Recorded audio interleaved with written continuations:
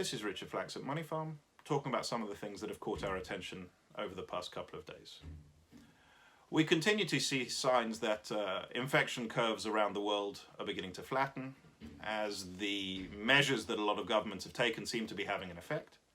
The macroeconomic data that we see remains relatively weak. As you'd expect, this is data primarily from the month of March, and we would expect that to remain weak for the next few months.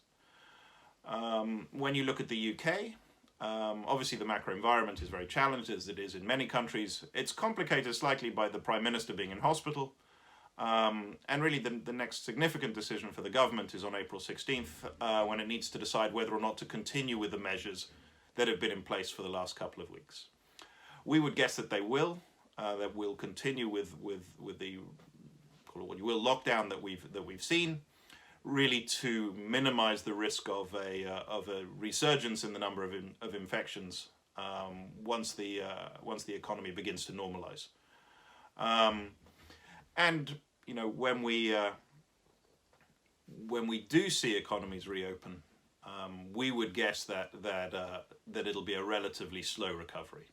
If you turn to China, you see that the city of Wuhan, really the epicenter of this infection, has begun to reopen in the last day or so, and it'll be interesting to see how we see the recovery in that market. Elsewhere in China, we've seen a start to a normalization, but relatively slow, and perhaps at to a lower level than some of the data would suggest was the case, say, 12 months ago. So when we think about the future, we would expect to see a continuation of where we've been, at least for the next few weeks, and then a gradual reopening of these economies as infection rates hopefully continue to fall. How much of this is priced into financial markets is a significant discussion for us. We think that financial markets are pricing in, you know, a significant short-term shock to the global economy, but then also are expecting to see a recovery in the second half of the year.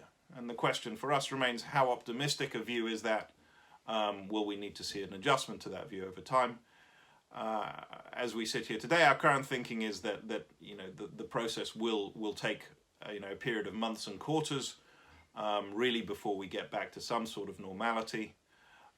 What are the signposts for that? You know, potentially a vaccine, and some indication that you know, way of testing for immunity, whatever that happens to be. So really not just on an economic or from a financial perspective, but very much from a health and social perspective. These are the signals that we think financial markets will look for to gain comfort that an economic recovery can really get underway. So that's really how we're thinking about the world. We'll continue to evaluate and adjust based on new information. But thank you very much for joining us, and look forward to speaking to you again soon.